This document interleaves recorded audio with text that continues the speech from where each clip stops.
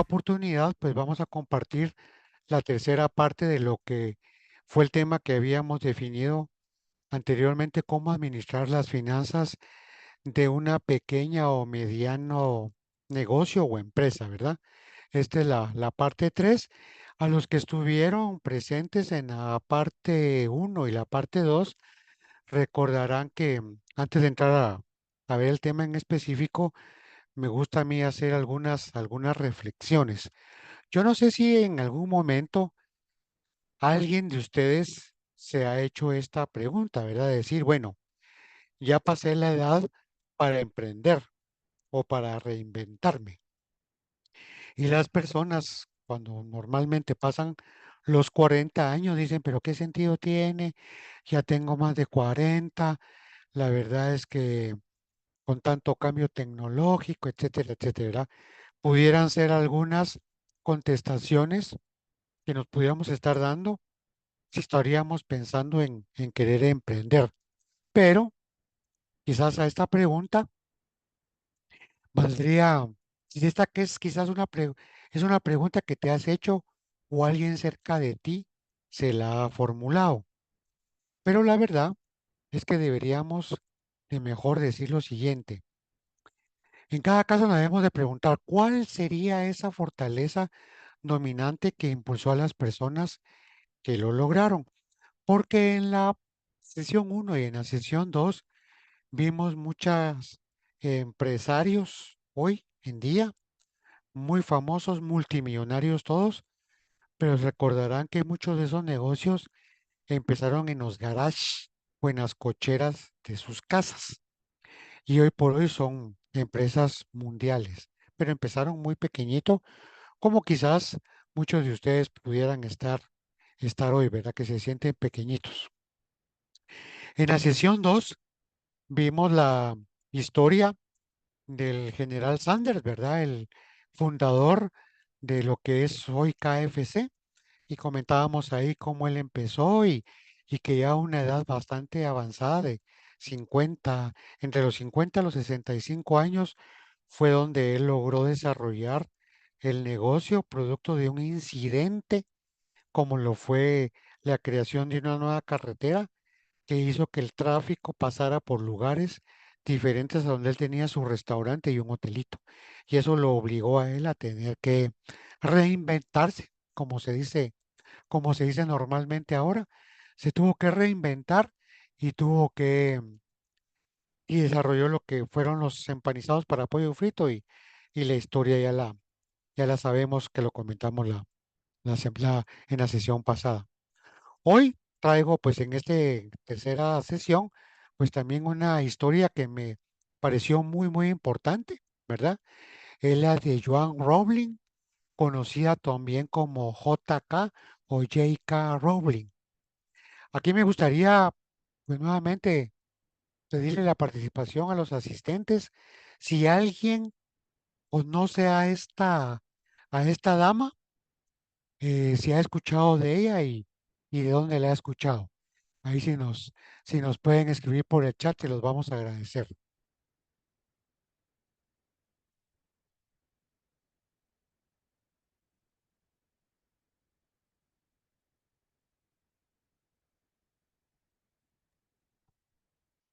Parece que no, don Julio.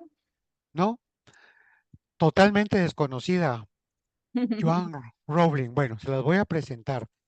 Joan Rowling es la creadora, la que escribió la saga de Harry Potter.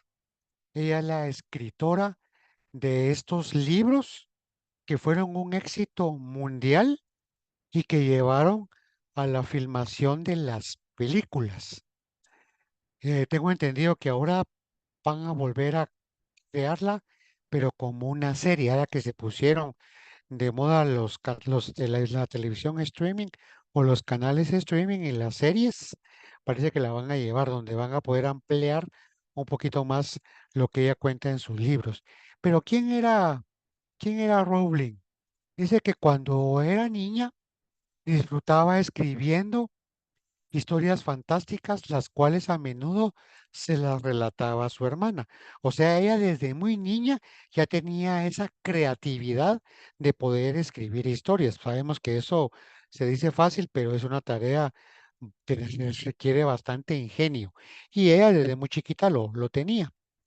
Dice que ella empezó a escribir la saga de Harry Potter cuando tenía 30 años y lo hacía de la única forma que lograba conseguirlo, que era paseando en el carruaje en las noches de Edimburgo en Inglaterra a su niña, o sea, la salía en el cochecito de bebés, ¿verdad? Salía a caminar con ella y cuando lograba que se lograba dormir, ella se paraba en algún café y ahí empezaba a escribir, ¿verdad?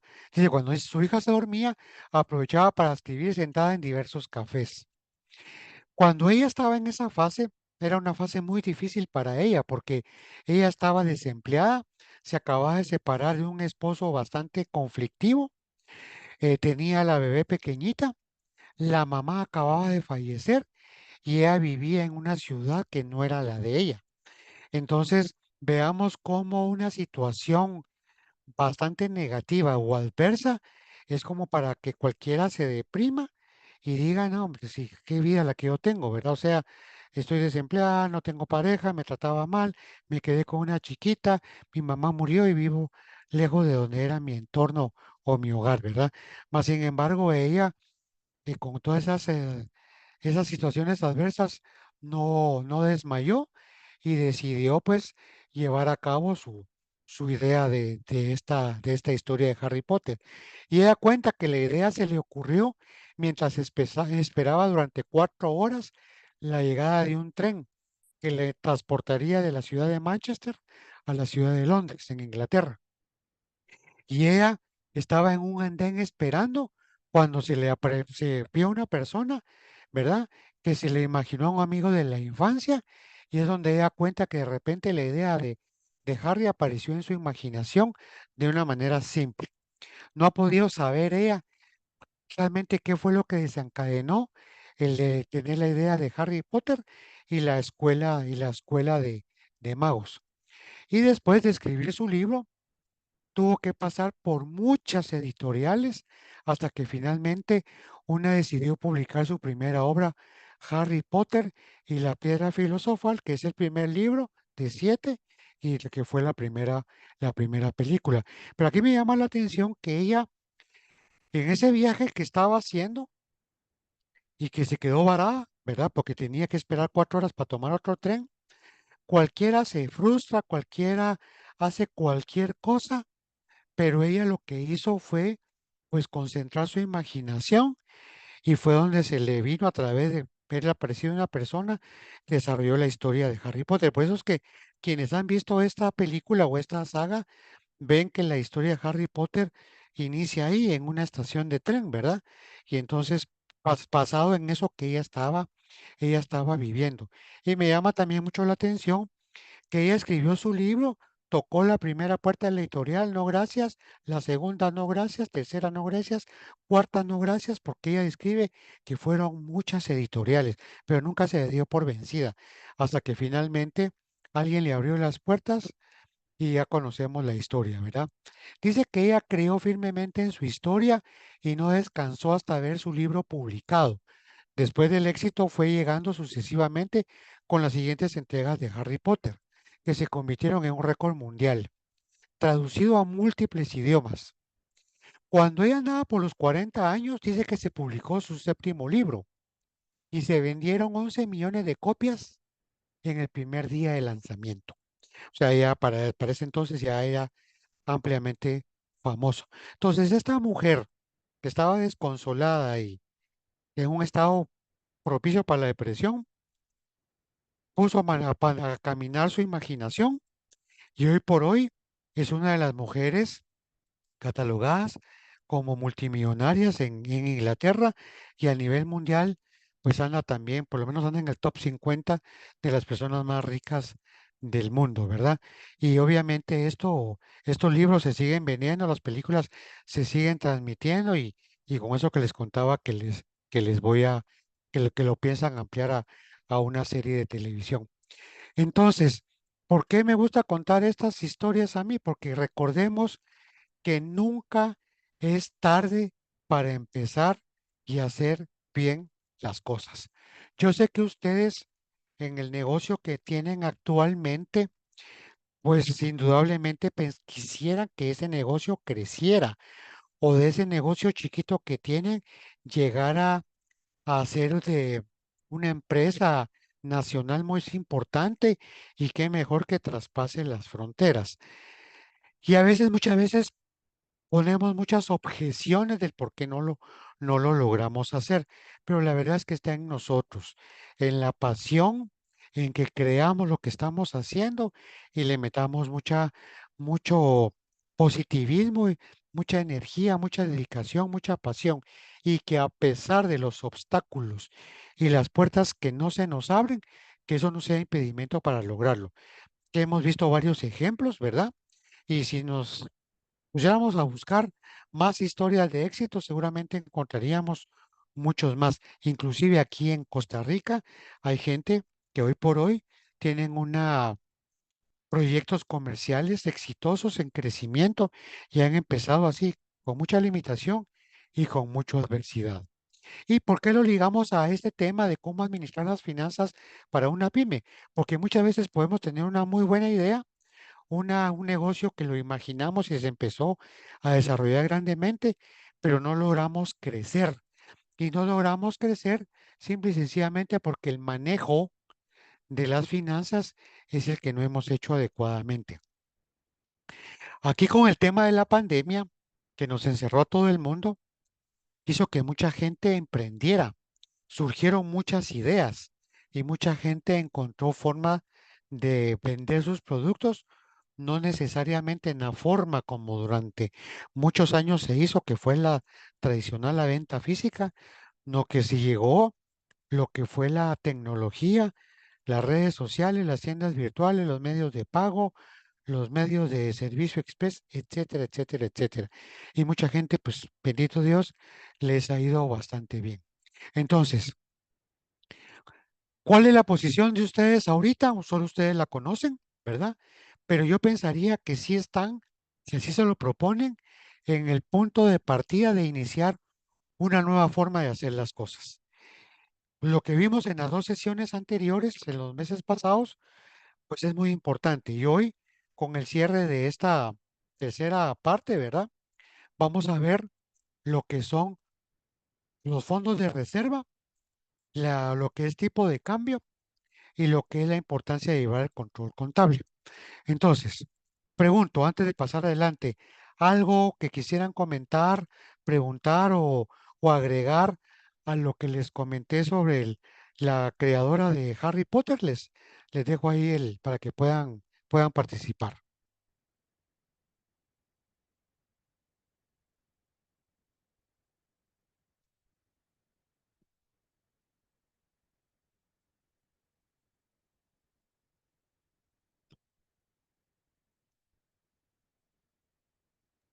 No tenemos comentarios. Ok, yo espero que me estén entendiendo, así no se me va a preocupar muchísimo, que no me vayan a estar entendiendo. En lo que yo voy interactuando en este momento, si hay algo que alguien quiere que le amplíe más y todo, por favor, eh, nos hace la señal ahí, levantando la mano o preguntando por el chat, que con mucho gusto yo le saco la duda. Ok, vamos a ver fondos de reserva. ¿Qué son los fondos de reserva? Lo que se recomienda es que tengamos, como quien dice, tres ahorros: para emergencias, para reinversión y para diversificación. Ok, esto suena muy bonito, pero ¿cómo esto se logra? Ok, uno de los principales objetivos de contar las reservas es administrar el dinero para cubrir esas emergencias, esas eventualidades no previstas o invertir en otras oportunidades de negocio. Entonces, recordemos que previo a yo decir cuánto voy a ahorrar o cuánto voy a reservar, esto lo podemos hacer previo a disponer de las utilidades o las ganancias. O sea, yo no puedo decir del total de ventas voy a apartar un porcentaje, porque estaríamos cometiendo un error de procedimiento. Lo que tenemos que hacer es cuánto vendí, cuánto me costó esa venta, costos, cuánto gasté yo para operar y cuánto gané. De esa ganancia es donde yo tengo que tomar los fondos de reserva. No es de las ventas, ¿verdad? Para que nos quede muy claro. Entonces, de esas utilidades es donde yo voy a disponer.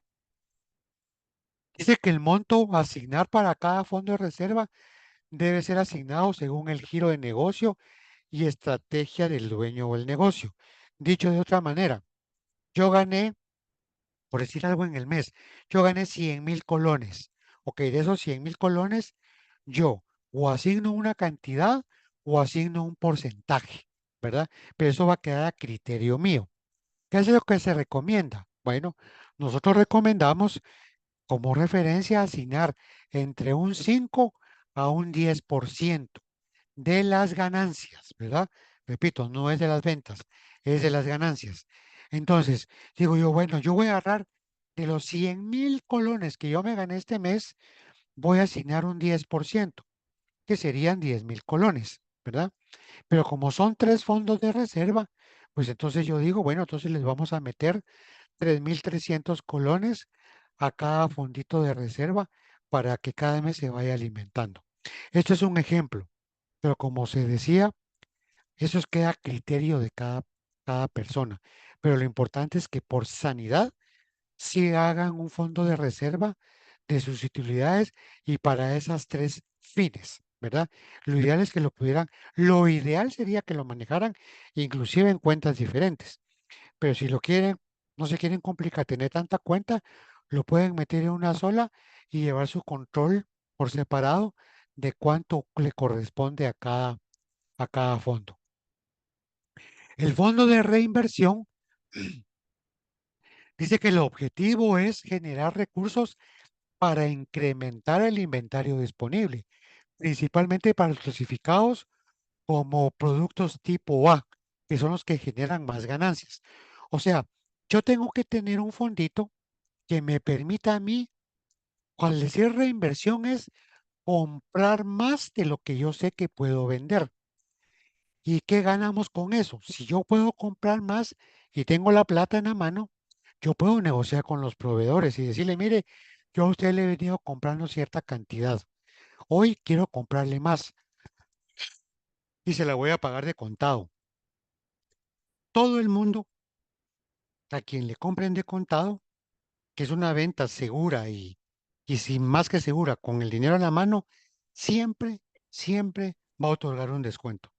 Y ese descuento, si ustedes mantienen su precio de venta, van a hacer para permitir que ganen más. Entonces veamos cómo lo importante.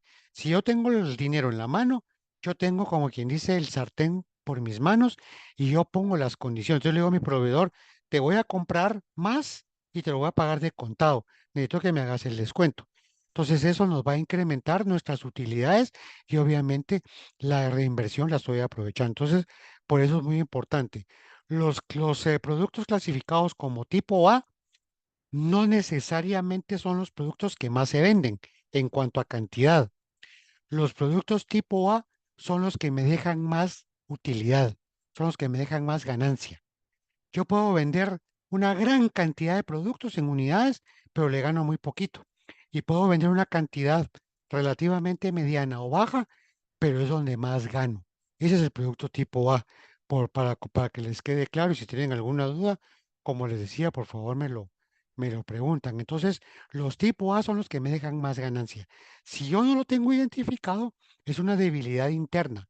Yo tengo que buscar cuáles son mis productos A, B o C, ¿verdad? Cuáles son los que me dejan más ganancia, que generalmente son los que en cantidad son los menores, ¿verdad? Pero a veces tiende a confundir un poquito esa clasificación. El otro fondo es el de mejoras o nuevos negocios. Este fondo permite contar con los recursos para adquisición de equipo de trabajo, llámese mobiliario, estanterías, exhibidores, maniquís, equipo de cómputo, lo que se necesite, ¿verdad? Pero yo necesito ir metiéndole al negocio eh, mobiliario o equipos que me mejoren mi presentación, la imagen y que me permitan a la larga lograr más ventas, ¿verdad? O también yo puedo invertir en nuevos nichos de mercado. Pero ok, yo tengo esta plata, me estoy enterando que hay una nueva actividad, un nicho de mercado que se puede relacionar bastante con el mío, voy a invertir. Pero ya no es un invertir quitándole de otros compromisos que ya tengamos. Esta inversión ya viene con su propio fondo. Pues entonces ya el riesgo es menor, ¿verdad? Porque digo, bueno, voy a invertir.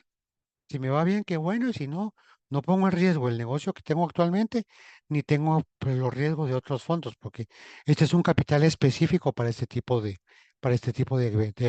situaciones. Y los fondos de emergencia, dice que son fondos que deben ser destinados para el momento que se presenten situaciones no previstas, ¿verdad? Por ejemplo, una inundación que nos obliga a tener que gastar en todo lo que conllevó la inundación del local o de donde estemos, ¿verdad? Eh, Vehículos que se pueden dañar o que nos chocan, en fin, tantas cosas que se pueden dar. Entonces, siempre es bueno tener un fondo de emergencia que nos va a cubrir esas eventualidades sin tener que afectar la operación propia del negocio y sin tener que descuidar los otros fondos que ya hemos venido alimentando. Con este fondo de emergencias, lo que sí debemos de tener cuidado es que se debe de tener una política o estrategia para reponerlo, porque eso solo fue por una eventualidad, pero tenemos que tratar de mantenerlo, ¿verdad? De volverlo a restituir ese fondo. Y paralelamente yo mantengo mis otros dos fondos y mantengo la operación de la empresa. Quizás muchos de ustedes me podrán decir, mire, eso suena muy bonito, pero es que en la práctica, pero yo sé que en la práctica aparentemente pudiera ser complicado, pero sí es factible de hacer. Y les puse este ejemplo así de sencillo. Si yo estoy ganando 100,000 al mes y yo quiero destinar 10%, son 10,000 colones que voy a repartir en tres cuentas o en tres alcancías diferentes, 3,300. Pero esos 3,300 por 10 meses, por un año, ya estamos hablando de cantidades alrededor ahí de los 35,000 colones. Luego son 70,000 en 2 años y si yo le voy metiendo, así va creciendo. Cuando nos damos cuenta, estos fondos van aumentando. Todo es cuestión de tener disciplina y hábito de poderlo hacer. Em, Preguntaría, no sé si tienen algún comentario o alguna duda sobre estos tres fondos. Si alguien tiene un poquito ya la práctica de poderlo hacer, que nos pudiera comentar, se lo vamos a agradecer. Los escucho.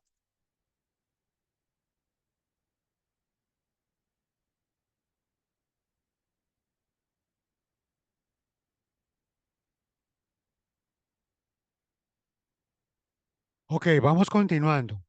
Dice, cada actividad comercial cuenta con actividades operativas diferentes, por lo que tendrá que adaptar su asignación de fondos de reserva con base a su operación.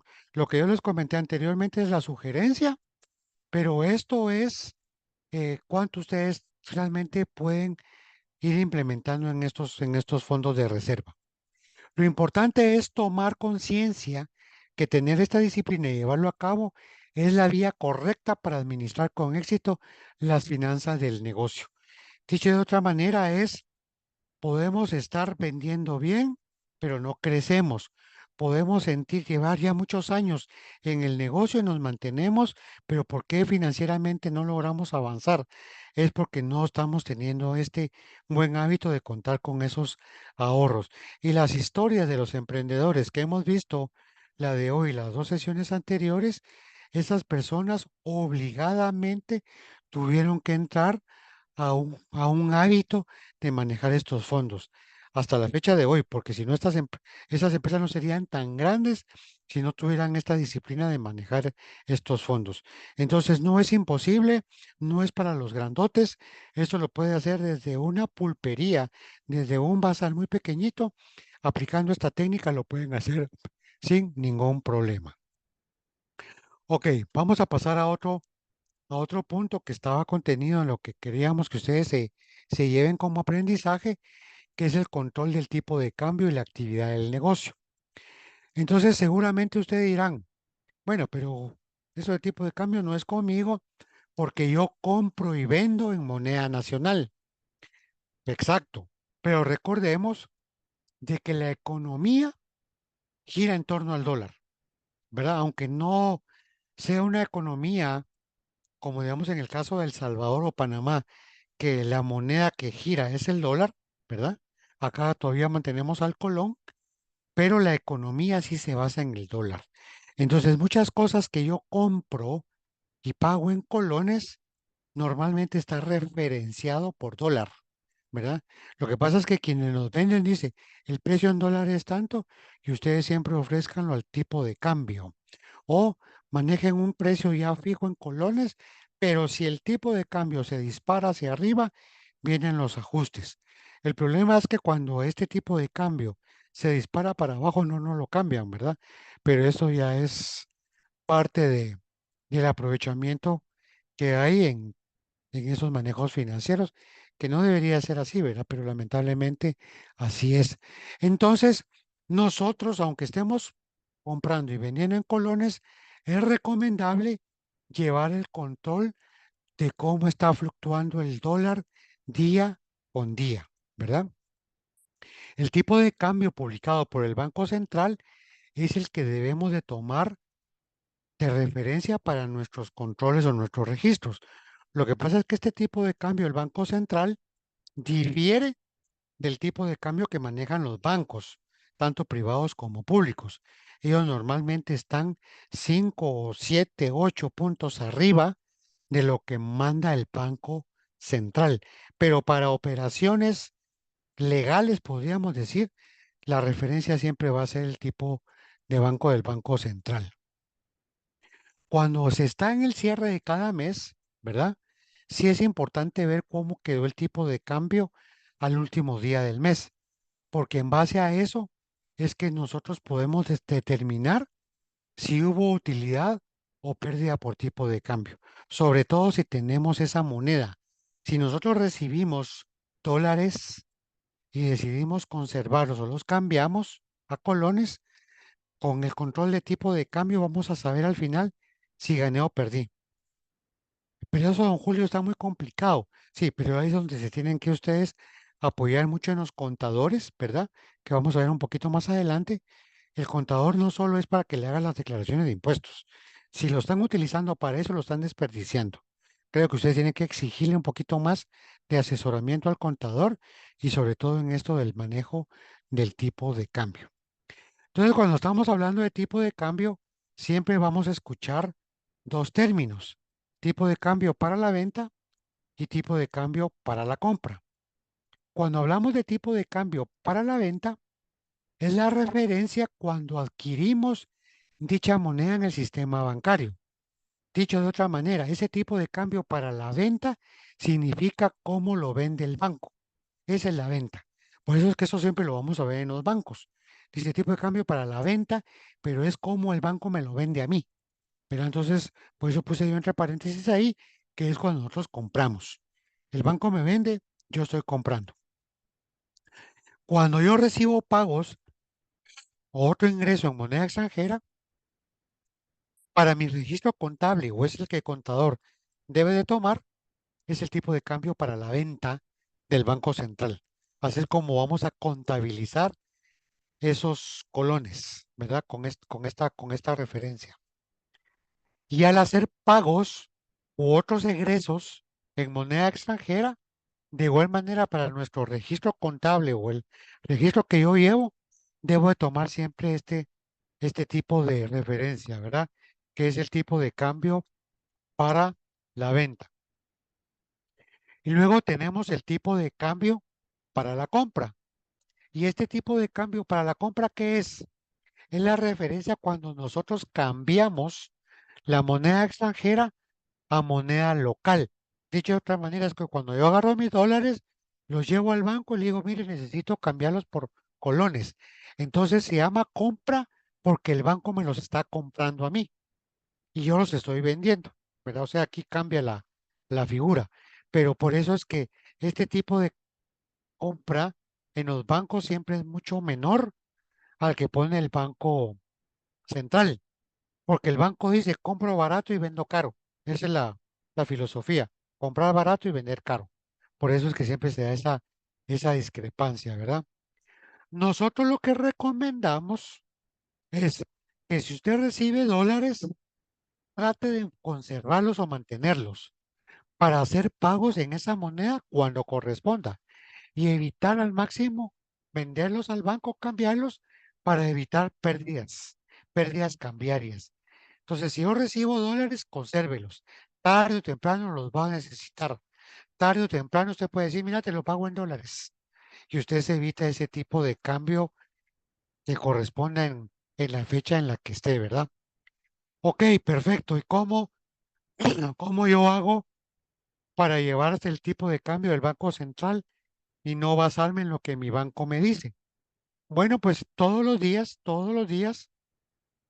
el Banco Central en el Internet publica el tipo de cambio. Ahí está el link que con esta información que les vamos a hacer llegar a partir de mañana, yo voy a mandar por aparte este link para que ustedes lo puedan ingresar y puedan marcar como favorito esa página. Y si ustedes ven ahí, el Banco Central siempre nos tira casi un mes atrás. Entonces podemos ver ahí una gráfica que, digamos, el día de hoy, porque esta gráfica la pegué hoy, el Banco Central me está diciendo que el 21 de agosto la referencia era 516.97 para la compra y 523.65 para la venta. Y así vamos viendo hacia abajo todos los días que han transcurrido del 21 de agosto al 19 de septiembre y vamos viendo cómo ha sido la fluctuación. Si nos damos cuenta, el tipo de cambio para la venta empezó en 523 y tuvo un pico ahí por el día 25 de agosto que subió a 527. De ahí fue bajando, bajando, bajando hasta 521. El día 6 de septiembre subió a 524, se mantuvo por espacio de 4 días, luego empezó a bajar, bajar, bajar, llegó hasta 519 y luego empezó a subir 522 por 3 días y en los últimos 2, 3 días bajó, subió y hoy subió. O sea, el día 11, 17 de septiembre estaba en 519, ayer en 520 y hoy en 521. Y así es como esto va fluctuando. Entonces, por eso es muy importante ver, ¿verdad? Esta fluctuación, sobre todo si ustedes están comprando o están vendiendo en moneda local, es importante conocerlo. Y si no lo están haciendo y en eso su proveedor o cualquier servicio ya les aumentaron el precio, y si le dicen es por la fluctuación del dólar, ustedes se vienen a ver acá y dicen, pero si el dólar podríamos decir que se ha mantenido estable, ¿verdad? A lo largo de ya lleva un buen tiempo, el dólar pues se ha estabilizado, ¿verdad? De casi los 600 y pasó pues, de 600 colones en época de la pandemia, pues ha logrado bajar bastante, ¿verdad? Entonces, esta es la referencia que nosotros sugerimos y como dice ahí, esta la fuente es del Banco Central de Costa Rica. Entonces, es muy importante mantener este control, que todos los días ustedes entren y puedan ver estas operaciones. Si ustedes importan producto, esto les va a ayudar muchísimo, ¿verdad? Porque a través de este tipo de cambio para la venta es donde la aduana va a nacionalizar los productos y sobre este tipo de cambio tasa los impuestos que se pagan en colones, ¿verdad? O sea, esto realmente es la base de la economía, aunque nosotros, como repito, no operemos en este tipo de moneda, pero sí estamos indirectamente ligados a ello. Entonces, por favor, nuevamente les hago la consulta. ¿Todo bien hasta acá? ¿Algún comentario, alguna duda? Con mucho gusto, antes de pasar al otro tema, se las podemos resolver.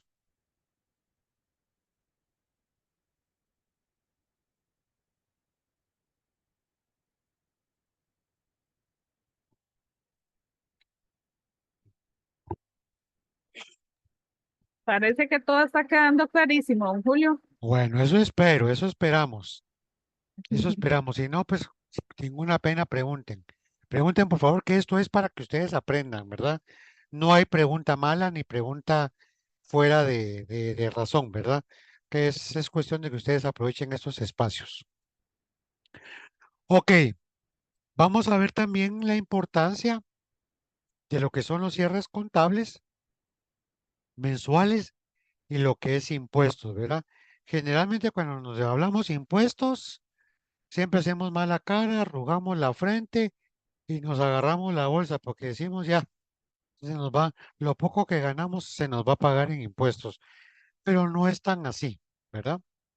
Este, la importancia de llevar contabilidad, la contabilidad se podría decir que se divide en dos, contabilidad financiera y contabilidad fiscal.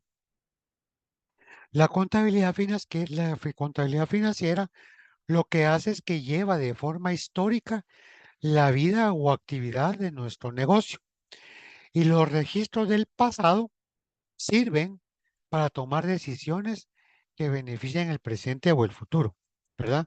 Entonces, por ejemplo, alguien que lleva su contabilidad ordenada, siempre cuando empieza un mes debe decir cuánto vendimos en el mes de septiembre 2022, cuánto vendimos en septiembre del 2023. Ok, entonces, ¿cuánto deberíamos de vender ahorita en septiembre de 2024? Siempre debería ser hacia arriba, ¿verdad? Porque si yo estoy vendiendo lo mismo o menor, es un indicativo que estoy perdiendo participación, mi negocio podría estar sucumbiendo. ¿Y esto cómo lo sabemos? A través de los registros contables. Por eso es la importancia de llevar la contabilidad. Y todos estos registros desembocan en un término que se le conoce como estados financieros, ¿verdad? Que son sujetos de análisis e interpretación. Informa a los dueños o administradores sobre los resultados que estamos obteniendo. El que conoce algo de contabilidad, pues está familiarizado, sabe de qué estamos hablando. Para el que no, no se tiene que asustar. Esto no es un tema de los contadores. Realmente la contabilidad es fácil de entender, ¿verdad? Y aquí vamos a ver unos ejemplos muy sencillos que les puede servir a ustedes de guía. La información contable, dice, es como el reporte de calificaciones de un estudiante. Indica cómo está haciendo el desempeño, qué áreas son las fuertes y cuáles son las que requieren mayor atención. Entonces, el reporte contable, que son dos documentos, balance general y estado de resultados o estado de pérdidas y ganancias, es como agarrar la boleta de calificaciones y nos va a decir dónde estamos bien, dónde estamos más o menos y dónde realmente debemos de mejorar. Cuando nosotros tenemos esa boleta de calificaciones como estudiantes o algún hijo o algún familiar nuestro nos la muestra, nosotros sabemos interpretar y recomendar qué hacer. Lo mismo pasa con el negocio. El negocio al final de mes tiene que decir cómo nos fue y la mejor forma de hacerlo es a través del registro contable. Y dentro del registro contable que nos dice cómo estamos, está la parte de contabilidad fiscal. Este término está vinculado a la instancia encargada de la administración y recaudación de impuestos, Ministerio de Hacienda y el área de tributación directa, ¿verdad? Normalmente cuando nos llega un mensaje, una situación de Hacienda o tributación directa, todo el mundo se asusta, ¿verdad? Pero no debería ser así. ¿Por qué nos vamos a asustar? Si yo llevo la contabilidad de forma ordenada mensual, no me debería asustar porque yo sé que las declaraciones de impuestos que yo estoy haciendo es el reflejo de mi contabilidad y de mi operación. Entonces no debería de por qué asustarme, ¿verdad? Porque como lo dice ahí este texto, comprende el registro y la preparación de informes y la presentación de declaración y el pago de impuestos. Recordemos que los impuestos se hacen mediante una declaración jurada, donde estamos diciendo que lo que estamos ahí consignando es el reflejo de la realidad.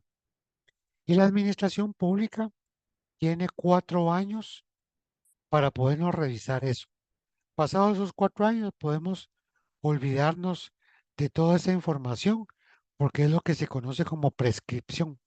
Entonces ya podemos tirar todos esos documentos que yo utilicé 4 años atrás. Ahora, si yo tengo una citación o una intervención, imposibilita esa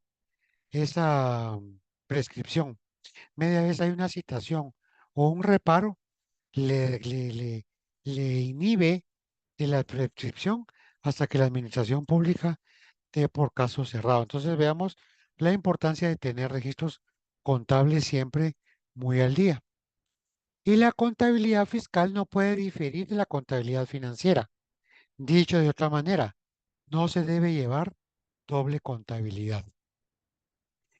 Si ustedes llevan contabilidad y toman los registros para tomar decisiones, es excelente. Pero si ustedes tienen el que tienen a un contador que le mandan las facturas y dejan que el contador haga con ellas lo que quiera y les dice a ustedes en la declaración le toca pagar tanto y ustedes pues solo fruncen el ceño y a pagar, creo que están actuando mal. La contabilidad del contador tiene la obligación de sentarse con ustedes y explicarles cada uno de lo que ese reporte contable manifiesta, ¿verdad? Ahorita vamos a empezar a ver como una guía qué son los aspectos que ustedes deben de ponerle más atención a ese reporte contable. Si el contador no lo está haciendo, yo les recomiendo que empiecen a tener ese buen hábito, que le digan al contador, a ver, muéstreme cómo están los registros, para que si el día de mañana nos piden cuentas, Hacienda, estemos tranquilos. Pero más que Hacienda, yo necesito saber cómo está el negocio. ¿Vamos bien? ¿Vamos regular? ¿O solo nos estamos engañando? Y poder tomar acciones para mejorar el comportamiento financiero, operativo y comercial de mi negocio. Entonces, a la contabilidad no le tengan miedo, no crean que es algo difícil, es algo muy sencillo, pero sobre todo sepan entenderla para que ustedes puedan tener la mejor base de decisiones, ¿verdad? Ok, como repito, si tienen alguna duda, por favor, háganoslo saber, no se queden con dudas.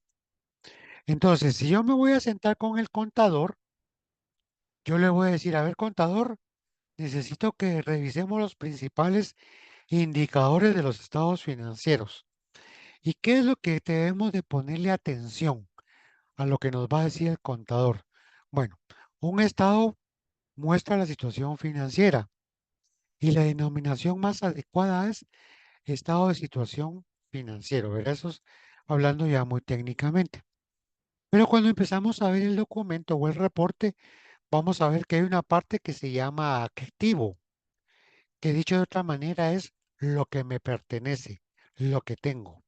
Cuando ustedes vean todo lo que es el activo o total activo, es lo que yo tengo, lo que es mío, me pertenece. Luego vamos a ver una parte que se llama pasivo, que es lo que yo debo, ¿verdad? No lo he pagado, tengo que pagar. Y la resta de lo que tengo con lo que debo, pues es lo que conocemos como capital, ¿verdad? Que si está en números negros, pues realmente ese es el valor de mi patrimonio. Vamos a poner ejemplos de números. Yo tengo en activos 1 millón. Dice, bueno, yo tengo bienes que me pertenecen o dinero, inventario, mobiliario, lo que sea, por 1 millón. Pero resulta que en pasivo tengo 500,000. Entonces realmente lo que es mío solo son 500. Entonces veamos cómo a veces podemos confundirnos, ¿verdad? Que si bien el activo es lo que me pertenece, tengo que ver cuánto ha sido mi pasivo para realmente establecer qué es lo que realmente me pertenece. Aquí lo preocupante sería que este capital esté en negativo, ¿verdad? Porque entonces quiere decir, mire, lo que usted tiene lo debe. Entonces definitivamente usted está en quiebra, ¿verdad? O está perdiendo. No tiene cómo respaldar sus compromisos. Entonces es muy importante. Y yo aquí recomiendo nuevamente que ustedes tienen que ser muy minuciosos de preguntarle al contador, porque si el contador ustedes lo han dejado a su ancha, a que registre, registre, registre, registre, registre, probablemente tenga pasivos inexistentes. Entonces ustedes se pueden asustar y decir, ¿cómo que estamos en quiebra? Porque debo más de lo que tengo. Pero cuando empiezan a revisar, resulta que no es así, ¿verdad? Entonces es porque ha habido más registro. Por eso es que los registros contables deben de ser mes a mes. Ok, para entrar un poquito más en el interior, interiorizando más en lo que es el activo tiene varias subdivisiones. La primera subdivisión se llama activo circulante y es ahí donde se registra todo lo que es el dinero que tengo en efectivo, en caja o lo que tengo en bancos. Aquí es muy importante, y lo comentaba en las sesiones anteriores, que es bien importante separar las cuentas del negocio con las cuentas personales, ¿verdad? En la contabilidad tiene que entrar la cuenta del negocio, no tiene que entrar mi cuenta personal. Entonces es algo que tienen que ustedes saber separar. Otra cosa muy importante es que deben dejar constancia por escrito de la razón de cada ingreso o cada egreso. Hoy por hoy hay una ley de defraudación de activos o ilegitimización de capitales que tiene que ver mucho con esto. Cuando ustedes, Hacienda dice, mire, usted tiene movimientos que necesitamos que nos identifique o respalde cómo es que tiene tanto ingreso o tanto egreso, ahí solo, como dice el refrán, papelito habla. Entonces, si no tengo el documento, estoy en serios problemas. Por eso es que cada ingreso o cada egreso tiene que haber un documento que diga por qué me vino o por qué lo saqué. Eso es muy importante y esa es una tarea del contador, ¿verdad? Y también lo hablábamos en reuniones pasadas, tenemos que estar verificando que el movimiento de mi contabilidad coincida con el movimiento del estado de cuenta de banco, ¿verdad? A la cuenta de banco del negocio no podemos meter cualquier dinero, porque si en un momento dado nos revisan, basados en esta ley de legitimización de capitales, podemos tener serios problemas, ¿verdad? Porque inclusive ya estamos entrando a temas penales, ¿verdad? Entonces es tiene que ser muy cuidadoso. Esto no es, como dice el refrán, esto no es jugando. Luego la otra parte del activo que tenemos es el activo exigible, que es todo lo que nos deben, todas las cuentas por cobrar. Aquí es muy importante que separemos lo que nos deben los clientes, los créditos fiscales a nuestro favor, lo que como propietarios hemos tomado, ¿verdad?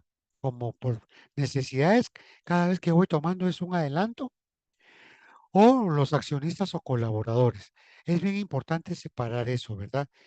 ¿Cuánto me deben, pero de qué me lo deben? Mis clientes, ¿verdad? Es un dinero que me tiene que entrar. Los créditos fiscales es un dinero que tengo que compensar con mis declaraciones de impuestos y cuánto ya nos hemos ido adelantando nosotros para otros fines, ¿verdad? Es bien importante tenerlo. La otra parte del activo se llama realizable, que es la parte de inventarios. Aquí está todo el producto terminado, toda la materia prima o materiales indirectos de producción. Recordemos que los inventarios son bienes que se van a pasar a ser dinero. Cuando los logre y me los paguen, se convirtieron en dinero. Entonces los inventarios es, Bueno, buenas, no sé si alguien eh, quería consultar algo.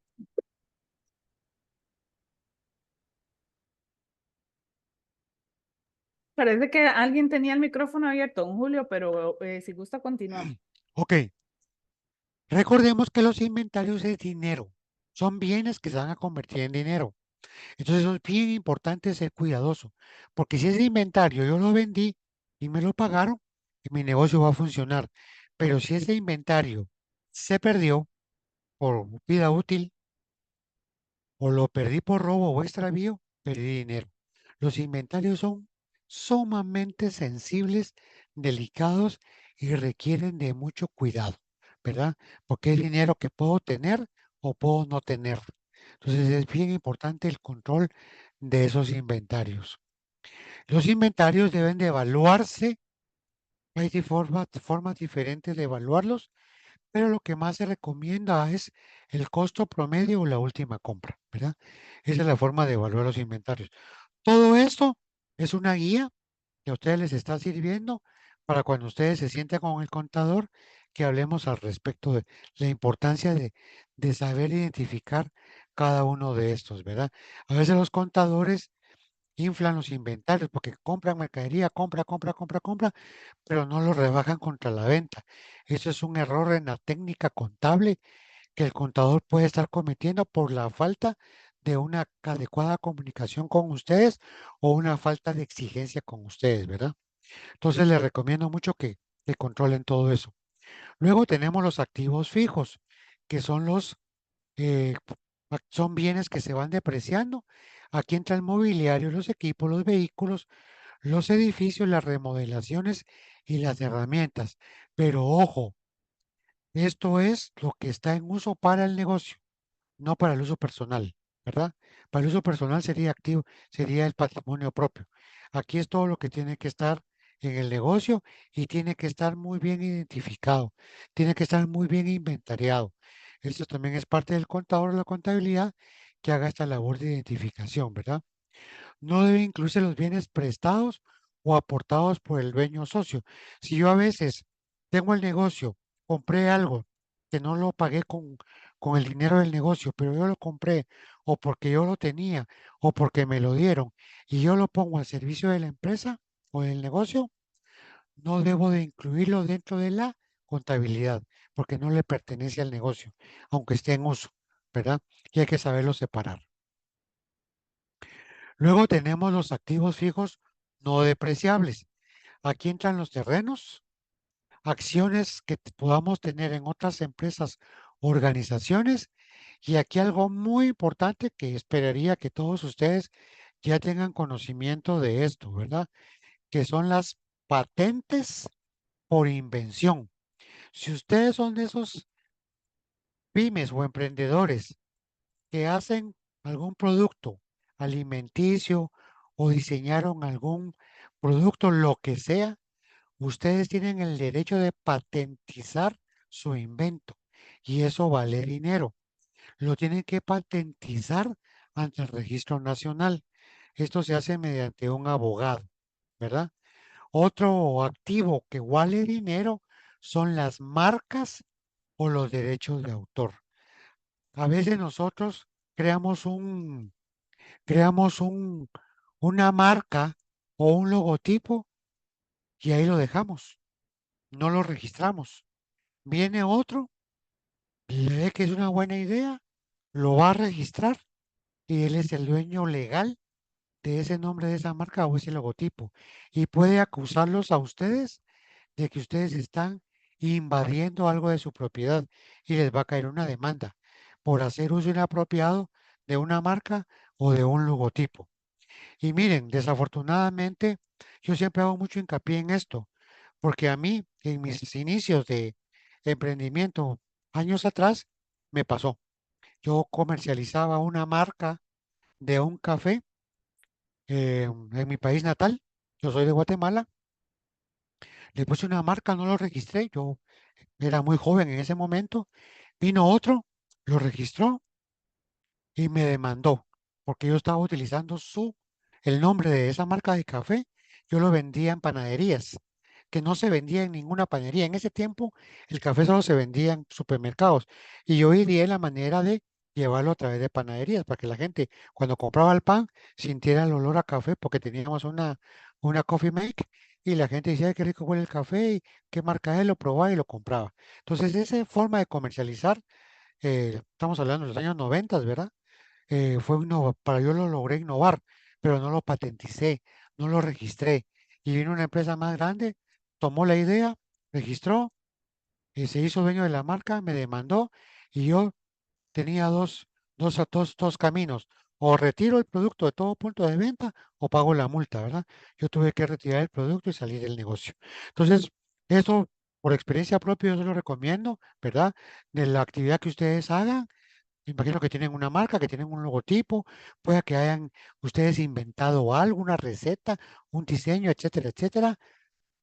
Patentícenlo, regístrenlo y eso vale dinero.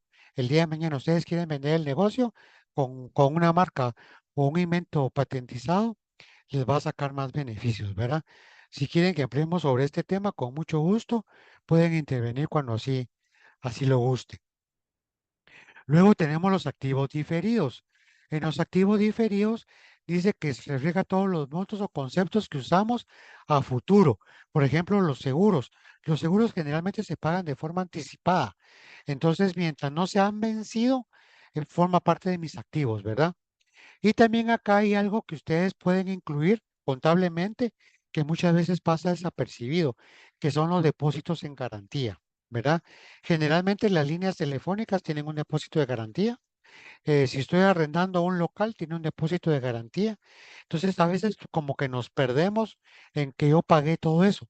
Eso tiene que estar contabilizado y tiene que estar documentado para que el día de mañana, cuando yo ya no voy a usar esa garantía o ese depósito, que me lo devuelvan, tenga el documento para poderlo pedir, ¿verdad? Son cositas bien importantes que a veces las dejamos pasar y luego nos generan un pequeño dolorcito, dolor de cabeza. Luego tenemos lo que son los pasivos, ¿verdad? El pasivo circulante a corto plazo, pues es lo que debemos. Proveedores, acreedores, salarios, prestaciones, impuestos al gobierno.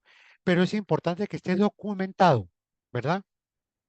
Si ustedes ven el estado financiero de su negocio y resulta que está elevado este rubro, ustedes tienen el derecho de decirle al contador, a ver, veamos qué facturas son las que le debemos o a quién le debemos tanto, ¿verdad?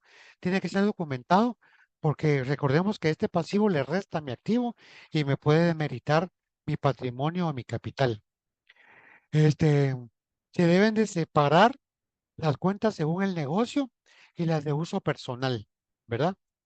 Eso es muy importante siempre llevar esas separaciones. Otro pasivo que es el circulante a largo plazo, que generalmente son las cuentas por pagar a acreedores financieros o a bancos. ¿Verdad? O a nosotros como propietarios, con los accionistas, cuando ya tenemos utilidades, el negocio dice esta utilidad le pertenece al dueño y puede ser un pasivo, ¿verdad? Esto también a nivel de contador lo pueden ir viendo. Y se debe de separar las cuentas según el giro del negocio y de uso personal. Insistimos mucho con esto porque normalmente los negocios pequeños tienden a mezclar vida personal con negocio.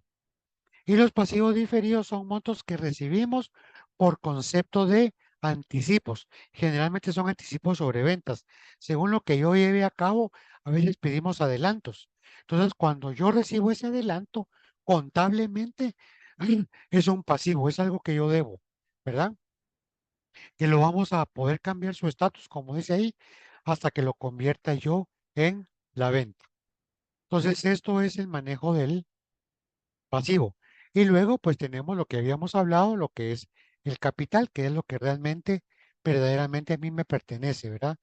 Y dice que el término de capital contable designa la diferencia que resulta entre lo que yo tengo y lo que yo debo de mi negocio o empresa, como lo vimos. Y refleja realmente cuál es la inversión que yo tengo como dueño, qué es lo que realmente me pertenece a mí. Y sobre todo si yo tengo ganancias o pérdidas acumuladas, ¿verdad? Eso es lo que, si mi capital está, la resta de activo pasivo está en negro, es lo que me pertenece.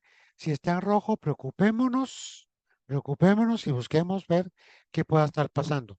La primero que tenemos que revisar es que la contabilidad esté ordenada, esté bien registrada y no tenga registros que ya realmente inexistentes o que no tienen razón de ser. Entonces veamos la importancia de, de ese control de la contabilidad. De hecho, la declaración jurada que ustedes presentan año con año, esa declaración jurada es el reflejo de la contabilidad, porque ahí piden el formulario cuánto tiene de activo circulante eh, exigible, realizable. O sea, cuánto tienen bancos, cuánto tienen en caja, cuánto tienen de inventarios, cuánto le deben, cuánto tiene de mobiliario, cuánto debe, etcétera, etcétera. Esa declaración jurada se toma de la contabilidad y si ustedes están poniendo cifras por poner, pudieran estar cayendo en una falsedad, ¿verdad? En la declaración jurada y eso puede ser penalizado. Hay que tener cuidado con ello. ¿Alguna pregunta, alguna duda?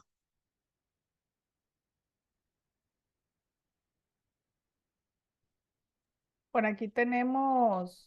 una consulta, dice.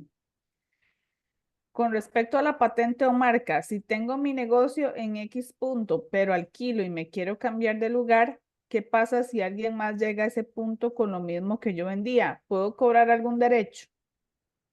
Siempre y cuando utilice sus colores, o sea, si el logotipo o el nombre comercial es similar, sí tiene usted el derecho de poderle implementar una demanda. Ahora, si usted se fue a otro lado y otra persona llegó a vender lo mismo, pero con otro nombre, con otro logotipo, que no lo relaciona con usted, no, ahí no se puede hacer nada, ¿verdad?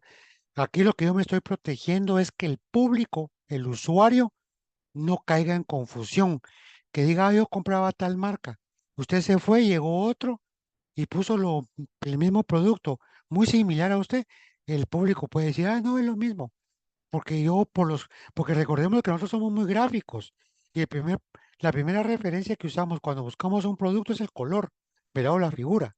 Entonces, si eso es muy igual y crea confusión, sí, pero si es totalmente diferente, no, no. Pero entonces, lo que yo estoy protegiendo al registrar mi marca es que la gente no se confunda y que sepa que este nombre, estos colores, esta forma, me pertenece solo a mí, ¿verdad? Y lo tengo debidamente registrada.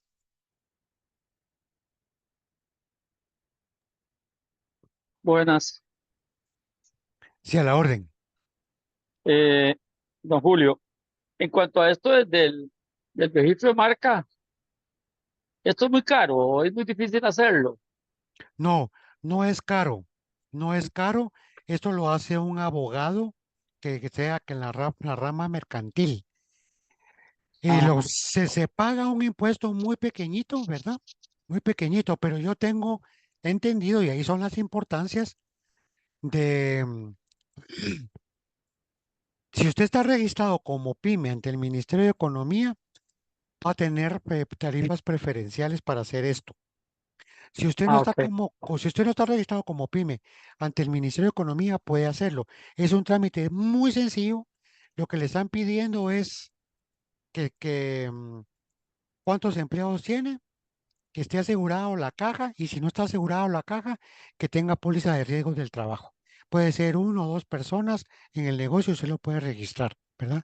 Y el abogado le cobrará honorarios en base a lo que usted vaya a registrar, si es nombre, si es marca, en fin, todo lo que vaya a hacer. Pero es muy económico, muy económico. ok, Yo no sé si al nivel de cámara, Melissa, ustedes han considerado esto, creo que sería algo muy importante para ayudar al agremiado y si no el Ministerio de Economía a través de la sección de PYME apoya mucho esto. ok. Don Julio, es que sí, eso fue es lo que se me ocurrió a mí, que la Cámara estar al servicio de poder registrar marcas, porque la Cámara nos da el servicio de registro PYME. Ah, ok, Entonces, ok, ya llevamos un adelante. Ahora, exacto, la otra consulta que es una duda que hemos tenido hace tiempos es respecto a los dólares. Tenemos una cuenta en dólares, usted lo explicó ahora, pero todavía me queda una pequeña duda para tomar decisiones. Tenemos una cuenta en dólares que cuando estaba a 700 pesos daba ganancia, pero cuando se vino a 500 pesos nos dio pérdida en el estado financiero. correcto. Entonces, ¿cómo se podría manejar eso para no reflejar pérdidas en el estado financiero cuando realmente, o por lo menos así lo pienso yo, si yo tengo $1,000 ahí guardados y siguen estando los $1,000 guardados, no importa cuántos colones valga el dólar, porque yo siempre voy a tener los $1,000.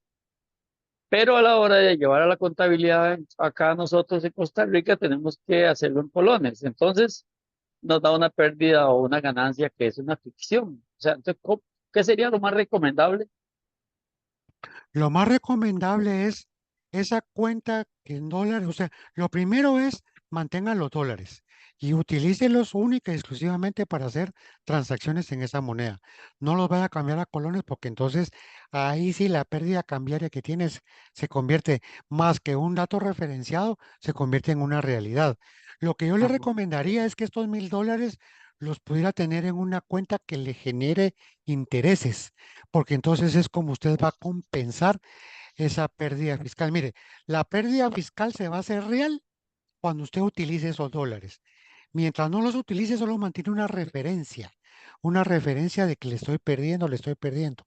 Pero cuando usted los utilice, es ahí donde se va a dar el efecto. Pero si los está conservando, póngalos por lo menos a una cuenta que le genere intereses y ahí va a compensar esas fluctuaciones que va a tener. Y trate de usarlos para utilizar pagos exclusivamente en moneda extranjera. Dólar. La otra pregunta que no sé si estaba por ahí, ya es una cuestión personal. Yo tengo una sociedad desde hace muchos años y la contabilidad siempre, pues ahí está. Yo soy el único dueño eh, y resulta que yo nunca he hecho, eh, ay, ¿cómo se llama? De los dividendos, repartición de dividendos. Nunca, Reparto de ganancias, ajá. nunca. No sé, desde el 92 está esa sociedad. Entonces el contador me decía el otro día que había ahí pues una ganancia más o menos y la verdad es que ya no estaba, no la gastó, pero legalmente no se hizo. ¿Qué se podría hacer? Porque hay que pagar como creo que es un 15 o un 30% de impuestos a la hora de hacer la repartición. Es correcto. Mire, lo más recomendable es que efectivamente puedan, creo que acá también lo que puede utilizar usted es hacerle una reinversión de utilidades. O sea, en vez de pagárselos y evitarse el 15% de impuestos sobre la renta por el pago de dividendos, lo que usted puede es recapitalizar el negocio. O sea, Ajá. agarro esas ganancias y las sumo al capital. Eso sí lo puede hacer. Y de esa manera se está evitando el pago de ese impuesto, ¿verdad? Porque si no se lo pagó por tantos años, seguramente usted lo reinvirtió. Lo que pasa es que contablemente no lo hizo, pero sí lo puede hacer. Entonces, lo saco de utilidad y lo paso a reinversión de utilidades o incremento el capital. Eso es lo que tendría que hacer. O sea, revaluar el precio nominal de las acciones. Es correcto. O aumentar el valor del capital. Veamos, si la empresa tiene registrada 10.000 colones, pues decir, bueno, pues ahora son 10.000 colones originales más la utilidad que se generó en estos años. Entonces ahora tenemos un capital de 100.000 o 200.000, ¿verdad? Pero Y es, ahí se, que- pero es pasarlo a capital. Es y ahí pasarlo a se queda, capital. Y entonces. ahí se queda. Y Ahí se queda. empezamos ya entonces sí, a repartir las utilidades anuales otra Exactamente. vez. La repartición de utilidades sí definitivamente conlleva un pago de un 15% de impuestos sobre la renta directo, ¿verdad?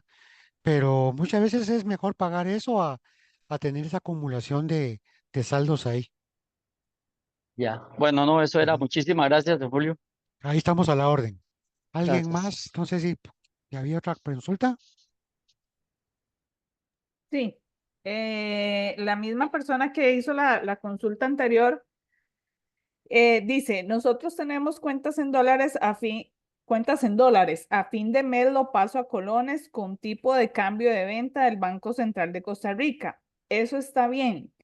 Y por otro lado, registramos un préstamo en dólares con tipo de cambio de venta también.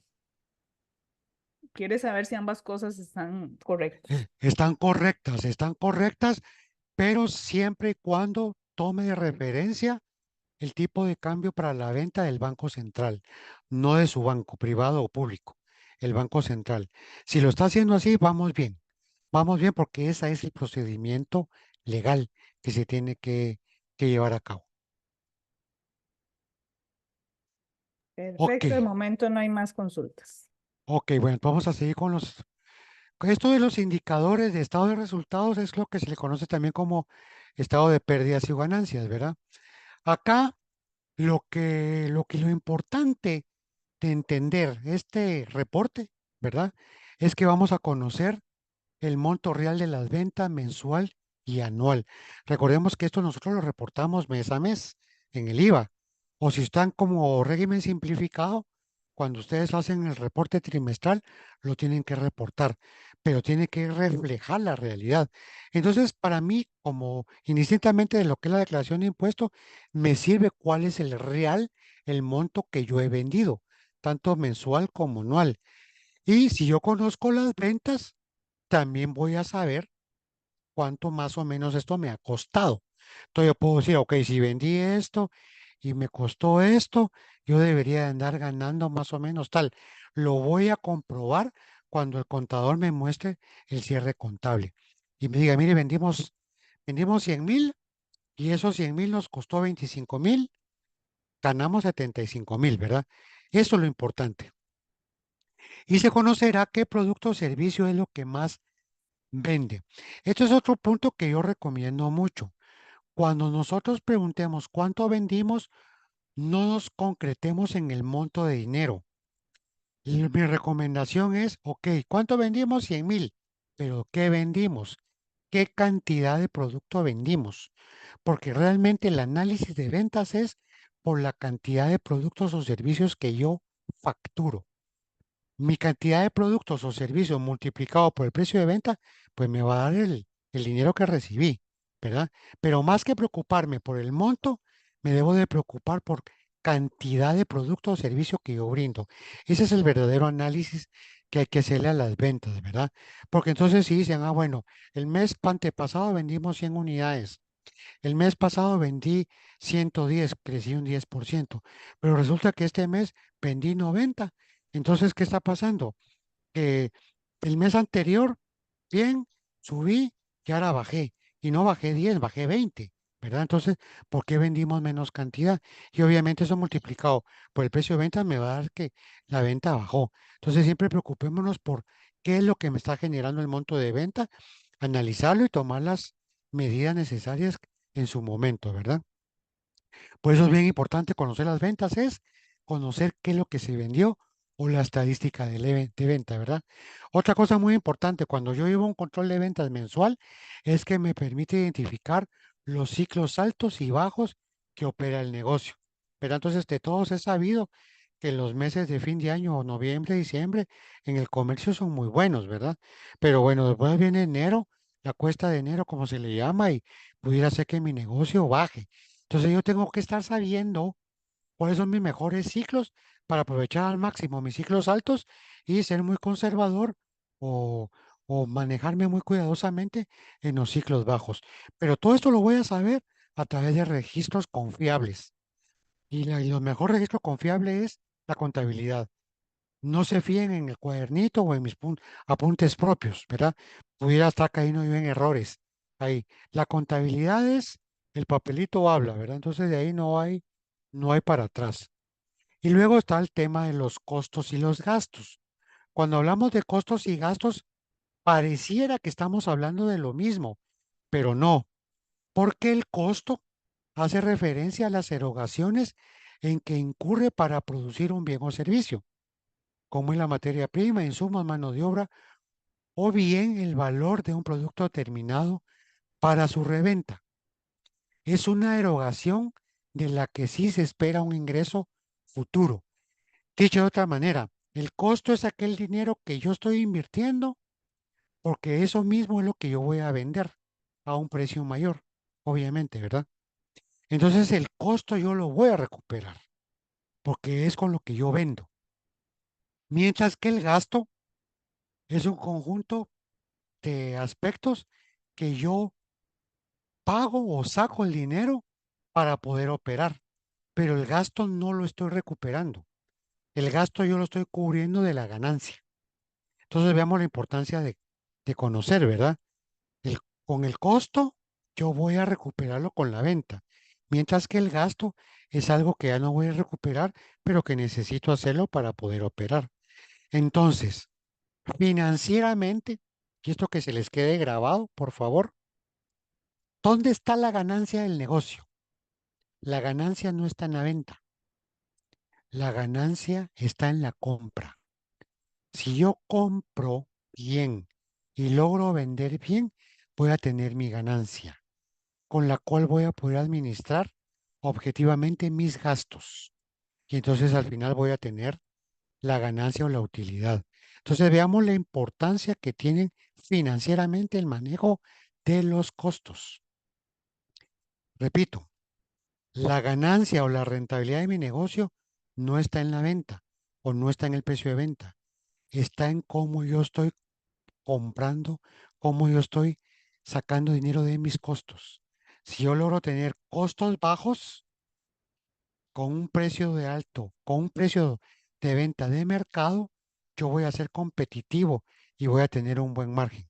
Y tengo que ser un buen administrador de mi operación. Pero si yo estoy comprando, mis costos se me están yendo arriba, no los estoy sabiendo administrar y tengo que vender a precio de mercado, pero que los precios de venta se rigen por un precio de mercado, querramos o no, ¿verdad? De ahí si la competencia está más arriba, está más baja. Ese es otro aspecto que va relacionado.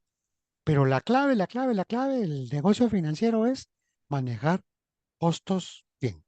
La, la ganancia está en la compra de lo que vendo. Y tengo que saber buen administrador de mis gastos, ¿verdad? Esto se los dejo ahí de tarea para que lo revisen, ¿verdad? Que lo analicen y lo hablen, si es posible, con su contador, ¿verdad? Ok, Una consulta ahí, don Julio. sí, claro. Eh, es que yo también llevo mi auxiliar, ¿verdad? De contabilidad, Ajá, para yo saber cómo estoy manejando el negocio. correcto. Eh, y a mí se me ocurrió, por ejemplo, para sacar el costo de la mercadería vendida, para ver qué porcentaje representa en las ventas, yo lo hago por el costo de la mercadería vendida. O sea, Ah, qué porcentaje representa el gasto de mi empresa, pero yo lo hago por el costo de la mercadería vendida, no por las ventas, porque se me baja mucho el porcentaje. ujú, ¿Está bien así? O es que yo, casi todo el mundo dice, vendí 100 colones y el 20% de esos 100 colones los gasto. O sea, entonces estoy gastando un 20%, pero de las ventas, pero no el costo, porque exacto, del costo que yo saco la utilidad. Si compro a exactamente. 100 y vendo a 120, ok, me gané el Sí, 20%. correcto, Pero entonces yo correcto. dije, se me elevó un poco porque antes, bueno, ahora de todas maneras todos los márgenes de gastos han subido muchísimo, Sí, porque sí, ahora ya no gastamos solo luz y agua, ahora es un montón de cosas, ¿verdad? Que nos cobra todo el mundo, sí. Fíjese que, bueno, tal vez ahí ¿sí? con Melissa hablamos después. Hay un tema que yo doy que se llama cálculo de costos y precios de venta. Y se lo voy a resolver así muy rápido, con lo que usted me mencionó. Si usted dice que su costo es de 100 y vendió a 120, usted ganó 20. Y usted dice gané el 20%. Sí y no, sí y no, porque imagínese, si yo a 120 le quito los 100, entonces me gané 20. Pero si esos 20 yo lo divido entre los 120, que fue mi precio de venta, realmente yo gané un 16%. Eso lo que sucede es que los precios de venta hay dos formas de calcularlo. Si yo le quiero ganar al costo o yo quiero ganar el precio de venta, ¿verdad? Entonces es a veces muy engañoso. Cuando yo agarro un costo, por ejemplo, 100, y digo, y le voy a ganar el 25% y lo sumo por el 1,25, entonces no 125. Ese es pero eso nos engaña. Lo mejor es agarrar y decir, ok, me está costando 100 y yo le quiero ganar el 25%, lo voy a dividir dentro de 0,75. Vea que ahí ya me cambió la forma del cálculo. Entonces a Ajá. mí me está dando que el precio son 133,33, no 125. Si a 133,33 yo le quito los 100 de costo, gané 33,33. Y si a esos 33,33 los divido dentro del precio de venta que fue 133,33, entonces me va a decir que efectivamente yo gané el 25%. Yo sé que el precio de venta está marcado por el precio de mercado, ¿verdad? Pero entonces mi relación siempre la tengo que hacer con el costo. Yo creo que usted lo que está haciendo está correcto, pero sí va a tener que como que afinar un poquito realmente cuál es su porcentaje, ¿verdad? Si es como lo hablamos del principio, que usted le multiplica, pudiera ser engañoso ese porcentaje, ¿verdad? Y actualmente, don Julio, por la cuestión de las leyes de este país, ¿cómo hago yo para realmente meter el costo? Por ejemplo, un producto me cuesta 100 colones, el costo que se lo compro al que lo produce. pero tengo que tener una cajera, un despachador, una refrigeradora, gastar bolsas. Y entonces yo hago un promedio de cuánto cuesta cuánto sería el costo operativo para vender cada producto. Eso yo lo puedo meter en el costo. No, porque entonces sí infla. Ese es un gasto. La cajera, todo lo demás es un gasto, lo que acá estamos hablando ahorita. Ajá, ajá. Su costo es exactamente lo que usted pagó por el producto o el servicio que va a vender. Pero la luz, el agua, la renta, esos son gastos operativos, ¿verdad? Que Ah, sí. los va a cubrir con lo que usted gane, ¿verdad? Pero entonces sí es importante lo que usted está haciendo, tratar de saber cuál es su porcentaje de gasto operativo, porque su gasto operativo más su costo relacionándolo con su precio de venta, es lo que a usted le va a marcar al final la ganancia, que es exactamente lo que vamos a ver en las Sí, siguientes es lo que gráficas. yo, no, yo se lo consultaba porque, bueno, yo no lo hago a nivel contable, porque a nivel contable se hace como usted me acaba de explicar. Un Correcto. gasto es un gasto y un costo es un costo, pero yo lo hago, digamos, yo internamente, yo digo, bueno, el negocio mío es de carnes y es un poco difícil. Ahorita estoy aquí trabajando y yendo, porque el costo tengo que realmente yo, este, costeármelo, ¿no? Yo compro la red viva y después vendo todo en pedacitos y bueno, ya tengo una tabla en eso. Pero yo venía trabajando y yo decía, qué raro, no siento que estoy ganando, estoy trabajando apenas para comer. Entonces un día Exactamente. me di a la tarea de ver cuánto se estaba gastando, cuánto tenía que gastar yo para poder vender una red. Y entonces dije yo, ¿no? Entonces voy a tomar yo, no a nivel contable, sino yo como una cuestión operativa mía, el costo, el costo real más todos los gastos. Y de ahí en adelante yo tengo que sacar mi utilidad que se ocupa para, bueno, ya para pagar la renta y otras cosas, ¿verdad? Ya otros gastos fijos. Pero Correcto. sí, Y, por ahí anda. está muy bien en su análisis, está muy bien. Pero entonces, ¿qué es lo que sucede? ¿Qué es lo que estoy hablando yo ahorita? Que el gasto del local, que el gasto de luz, que el gasto de la persona que le ayuda, esos son gastos que usted tiene, venda o no venda, ¿verdad? Entonces vea la importancia que usted, si usted quiere mejorar su rentabilidad, usted tiene que decir, tengo que buscar otro proveedor que me venda la res más barata para yo seguir vendiendo al precio que voy. Entonces, la tarea está en conseguir ese proveedor. No sé qué tan complejo puede ser en el giro del negocio, pero eso es a lo que yo me refería. La ganancia está en la compra. O sea, en la medida que Sí, usted compre mejor al precio de venta que ya está marcado en el mercado, valga la redundancia, en el mercado, ¿verdad?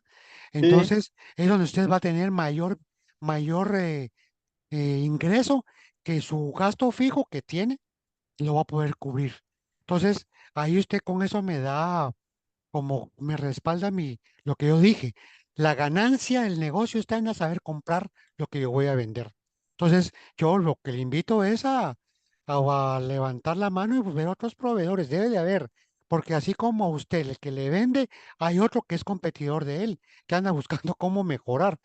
Y si usted Ujú. tiene pues recursos como te pago de contado, te compro más, bájame precio, ahí entran otras variables que le pueden a ustedes mejorar su costo, ¿verdad? Pero su análisis no está mal, está bien, ¿verdad? Lo único que usted tiene que hacer es que todo eso que usted está haciendo quede plasmado en una contabilidad para que el día de mañana usted tenga ese respaldo, ¿verdad? Correcto. Gracias. Ok, excelente, muchas gracias. ¿Alguien más? No sé si habrá, Melissa. No, señor, no tenemos nadie como consultas. Ok, entonces como lo hablábamos ahorita, el gasto en cambio es el conjunto de erogaciones destinadas para llevar a cabo la operación del negocio, como lo que hablábamos aquí con la persona que nos acompañó. Verá, esa es una erogación de la que no se espera un ingreso porque tengo que pagar la luz, el agua, la renta, sí o sí, ¿verdad? Entonces, eh, por eso es que es por la diferencia de lo que es el gasto. Y en el tema de los gastos sí tengo que tener un cuidado, porque para que a mí el fisco me lo tope como un gasto legal, es lo que se conoce como gasto deducible. Y el gasto deducible son aquellas salidas de dinero por adquisición de bienes o servicios que requerimos para llevar a cabo la operación. O sea, la ley dice sí, está permitido que usted registre gastos y lo reste de sus ganancias. No hay problema. Pero debe estar respaldado con documento oficial. Factura electrónica a los que están en régimen tradicional o factura régimen simplificado, pero tiene que haber la emisión de un documento, tanto para el que está vendiendo como para el que está adquiriendo, ¿verdad? El emisor de la factura debe contar con las autorizaciones legales para que el documento sea válido. Y el documento legal son dos, régimen tradicional y régimen simplificado. Si hay alguien que llegó a ofrecernos, pero mire, te lo vendo, no te doy factura, y usted lo compra, usted está asumiendo el riesgo de estar comprando de hacer un pago, una erogación, un costo o un gasto que no está facultado en ley y va a tener problemas para registrarlo en la contabilidad porque no tiene un documento con que lo respalde, ¿verdad? Aquí es donde muchas veces se da que mejor lo pago de mi cuenta personal y no lo pago del negocio y luego que el negocio me lo reintegre bajo otro concepto. Porque también está aquel refrán, hecha la ley, hecha la trampa. Entonces, hay algunas salidas, ¿cómo se puede hacer? No es lo recomendable, pero si por alguna razón tiene que hacerlo, hágalo siempre, pero siempre consúltelo con el contador, ¿verdad? Para evitarse problemas. Y luego dice que el gasto debe estar contenido en lo que la ley del IVA e ICR aceptan como válido, según el giro de la actividad comercial. Porque, por ejemplo, yo puedo tener gastos y pues me pueden dar factura y al nombre de la empresa o el negocio, pero para que sea deducible tiene que tener una relación con el negocio. Por ejemplo, si yo me decidí que voy a hacer un paseo a la playa o a otro país, esos gastos no los puedo meter, salvo que yo deje constancia de que hice ese viaje porque fui a vender o fui a una feria o fui a una feria donde iba a haber otros proveedores, siempre y cuando tenga relación del trabajo. Pero si no, no. Eso si esos gestos haría, eventualmente va cambiando las disposiciones legales y el contador está obligado a que les informe a ustedes que sí, que no, ¿verdad? Entonces es muy importante saber todo eso. Sobre todo se da en los gastos de comida de restaurantes. Eso está muy regulado actualmente, ¿verdad? Entonces no todo, no todo por tener factura es aceptado, ¿verdad? Tiene que tener una relación con el negocio. Y generalmente los gastos se clasifican en gastos de venta, administración o financieros, ¿verdad? Gastos de venta cuando es el local comercial, es el cajero, es el vendedor, es el bodeguero. Lo administrativo, pues es lo que le pagamos al contador o es en los servicios de teléfono, de internet. Y los financieros, pues generalmente vienen siendo todas las comisiones y todas las utilidades que vamos pagando. Y por último, ya vamos terminando, tenemos lo que es la utilidades o pérdidas. Y estos son el resultado de restar las ventas, los costos y los gastos. Eso lo hemos hablado bastante en esta reunión. Ahí es como se me genera la utilidad o la pérdida. Cuando yo tengo utilidades netas entre un 5 y un 10%, se considera aceptable. Pero entonces yo tengo que agarrar cuánto vendí, cuánto fue mi costo, cuánto fue mi gasto, cuánto me quedó. Eso yo lo divido entre el total de las ventas sin IVA, ¿verdad? Las ventas son sin IVA. Y entonces si el resultado me da que estoy entre un 5 o un 10, es aceptable, es aceptable. Acá lo lamentable sería que estuviera abajo de 5 o abajo de 0, porque entonces, como decía el amigo que participó, siento que no estoy ganando y lo va a ver reflejado ahí cuando no hay dinero. Ahí es donde más, es la más fácil forma de saber. Cuando yo siento que no nos alcanza el dinero y dinero entra y dinero que sale, es porque este indicativo, este índice puede estar abajo de 5 o puede estar en 0 o abajo de 0. Eso sería muy lamentable. Pero si por lo menos ahí el dinero va llegando y vamos pagando y ahí mantenemos un fondo, pudiera ser que anduviéramos en esos porcentajes. La mejor forma de comprobarlo es con el cierre contable, ¿verdad? Y cuando Don mi Julio, utilidad, disculpe la mande, interrupción. No sé si leemos una consulta que tenemos por acá. sí, claro. Dice, yo produzco un producto y lo vendo al cliente y me pide factura electrónica. ¿Cómo hago para compensar el IVA? Pero la compra la hace con factura, ¿o no? Porque si yo vendo con factura electrónica, que hay un impuesto, ¿verdad? Yo le cobro al cliente un impuesto. Ese dinero lo recibo y en teoría es del fisco. Pero el fisco me dice, de ese IVA que cobraste, cobrate lo que pagaste de IVA por tus costos o gastos inherentes al negocio. Entonces la diferencia puede ser a favor o en contra, es lo que yo le voy a pagar al fisco o es lo que me queda a favor, ¿verdad?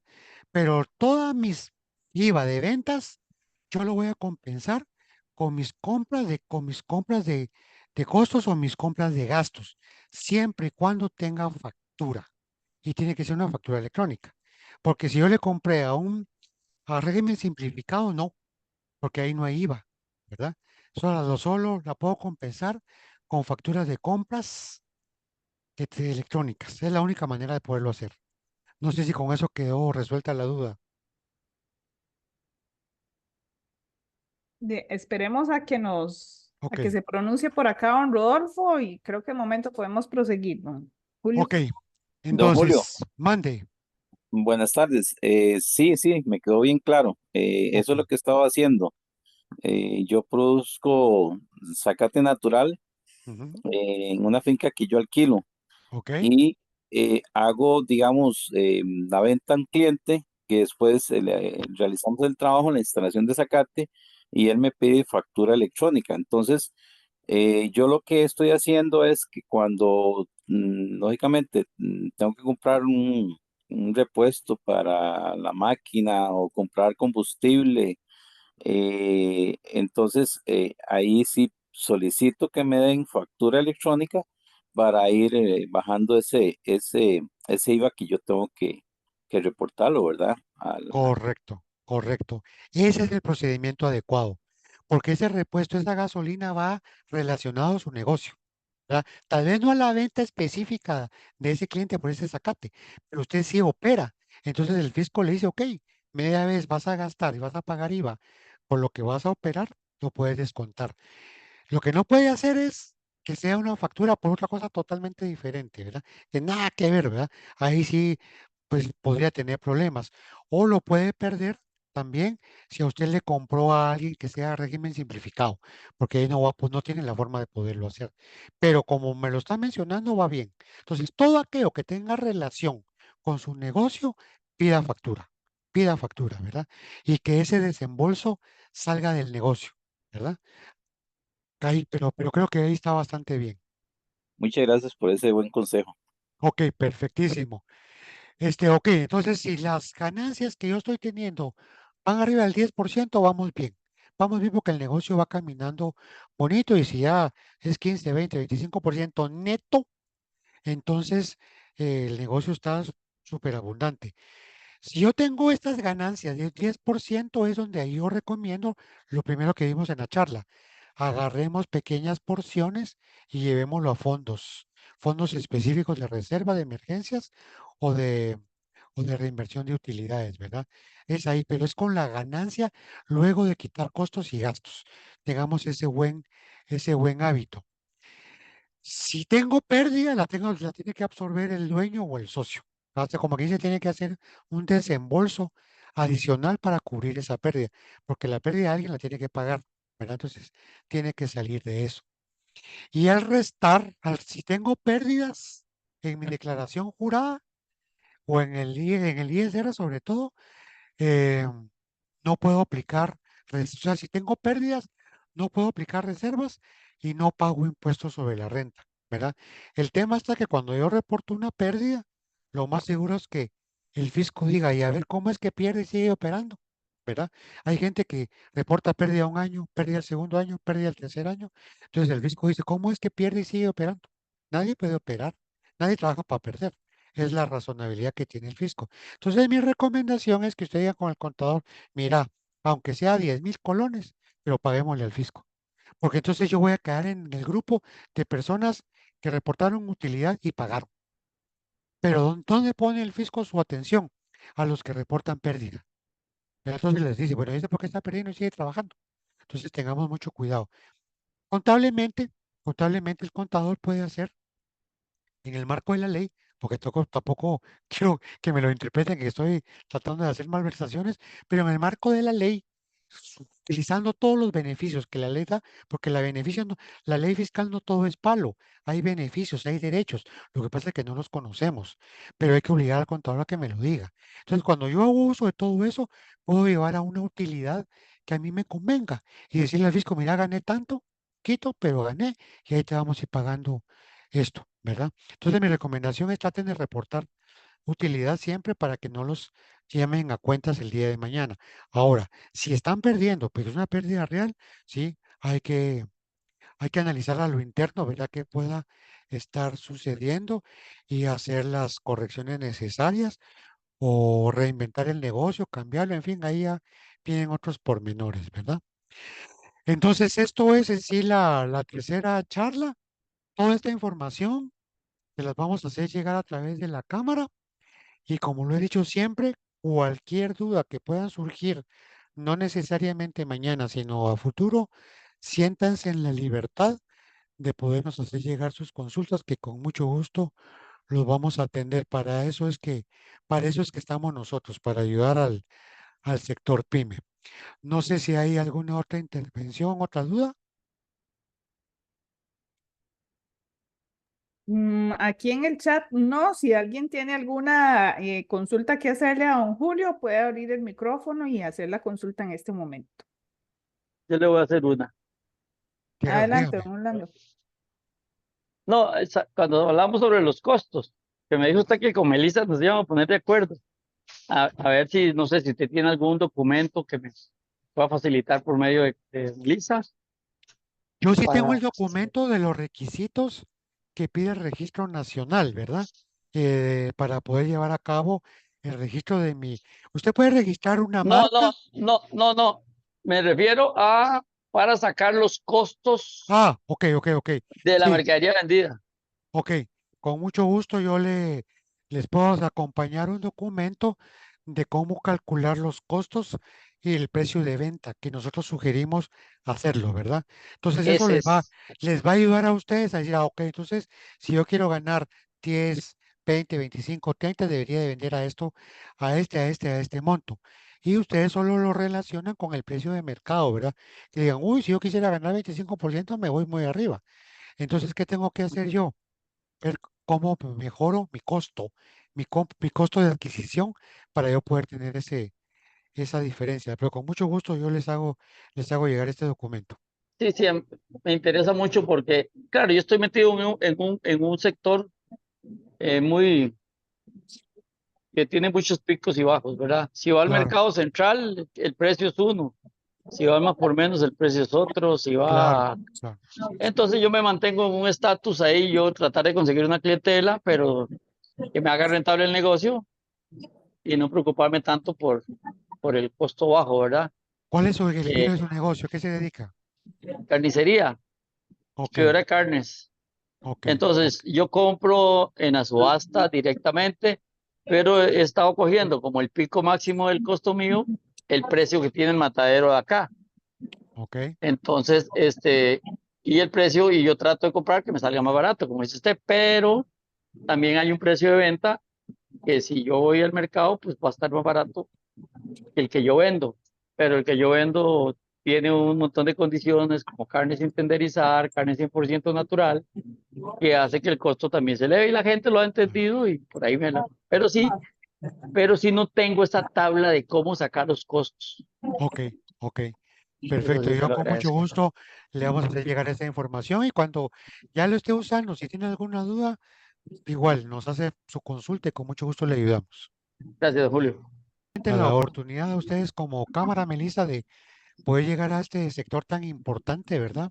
De los detallistas y como lo he manifestado en todas las reuniones, vean el material que les hemos compartido y en el momento que así lo tengan a disposición de hacernos una consulta, no sientan pena, no sientan vergüenza, háganoslo saber que para eso estamos, para poderles ayudar a ustedes.